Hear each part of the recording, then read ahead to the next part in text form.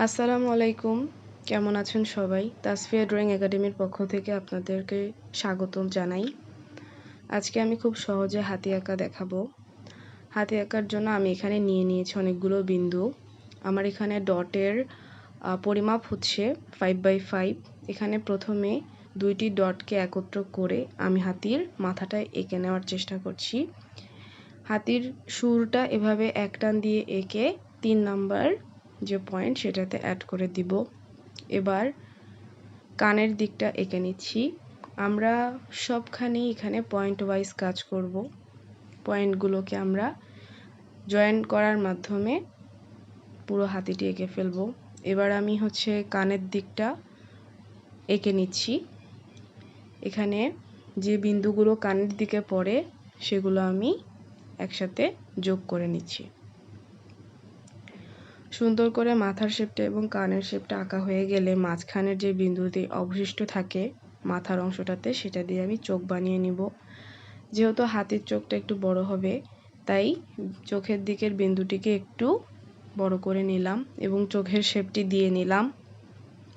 এবার আমি হাতির ফুল বডিটা এঁকে নিব। হাতির কান থেকে শুরু করে বাকি যে বিন্দুগুলো আছে সেই বিন্দুগুলোকে কেন্দ্র করে আমি একটি রাউন্ড শেপ করে নিব, কারণ হাতির পিঠের দিকটা একটু গোলাকারী হয়। এবার একটি কাজ আমরা করব, সেটা হচ্ছে একদম নিচে চলে আসবো এবং হাতির পাগুলোর শেপ দিয়ে নিব। এই শেপটা আমি দিয়ে নিচ্ছি কারণ পরবর্তীতে দেখা যাবে হাতির পায়ের এই শেপগুলো দিতে সমস্যা হবে, যার কারণে আমি আগে এই শেপগুলো দিয়ে নিলাম এবং বডির যে অংশটিতে আমরা শেষ করেছিলাম সেটার সাথে পায়ের অংশটিকে অ্যাড করে নিলাম পেছনের পায়ের দিকটাতে।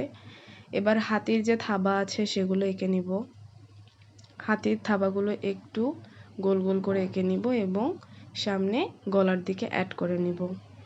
এবার বাকি যে বিন্দুগুলো পেটের দিকে ছিল সেগুলো যোগ করে পায়ের বিন্দু এবং পেটের বিন্দুর মাঝখানে যে ফাঁকা জায়গা আছে সেখানে হাতির পেটটা যোগ করে দিব। এবার হাতির থার্ড পাটা এঁকে নিচ্ছি। ঠিক যেভাবে পয়েন্টগুলো দেখিয়ে দিয়েছি সেই পয়েন্টগুলোকে আমরা একত্র করে আসলে আঁকছি। চতুর্থ পাটিও এঁকে নিলাম। আপনারা দেখতেই পাচ্ছেন ইতোমধ্যে হাতির যে ফুল শেপটা সেটা চলে এসেছে। এখন বাকি যে দুটো বিন্দু আছে সেই বিন্দু দুটোকে একত্র করে আমি এখানে হাতির পিঠে একটি কাপড় টাইপের এঁকে নিয়েছি এবং পিছনে বিন্দুটিকে কেন্দ্র করে হাতির লেজ এঁকে নিয়েছি। সুন্দর করে হাতিটা আঁকা হয়ে গেল, আপনারা দেখতেই পাচ্ছেন। আমার এই ভিডিওটি যদি আপনাদের একটু হলেও ভালো লেগে থাকে তাহলে প্লিজ আমার ভিডিওতে একটি লাইক করে দিবেন এবং আমার ভিডিওটিকে সাবস্ক্রাইব করে দিবেন, কারণ আপনারা যদি এরকম সাপোর্ট করেন তাহলে আমি পরবর্তীতে আরও অনেক সুন্দর সুন্দর ভিডিও এরকম মেক করার জন্য অনুপ্রেরণা পাবো আর আপনাদের উপকারও আসতে পারবো বলে আমি মনে করি। সুন্দর করে হাতির থাবার যে নখর বলি বা যেটাই বলি না কেন সেটা দিয়ে নিচ্ছি এবং আমাদের যে হাতি সেটা রেডি, একদমই রেডি।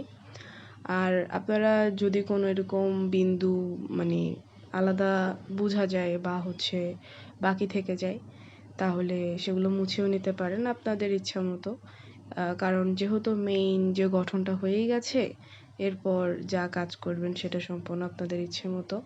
আপনারা চাইলে হাতিটিকে রঙও করতে পারেন খুব ইজিলি। এবার হাতির যে দাঁত আছে সেটা দিয়ে নিচ্ছি, এক পাশের দাঁতটা দিয়ে নিচ্ছি। এবার দেখতেই পাচ্ছেন আমার হাতিটার ফাইনাল লুক। সবাই অনেক ভালো থাকবেন, ধন্যবাদ।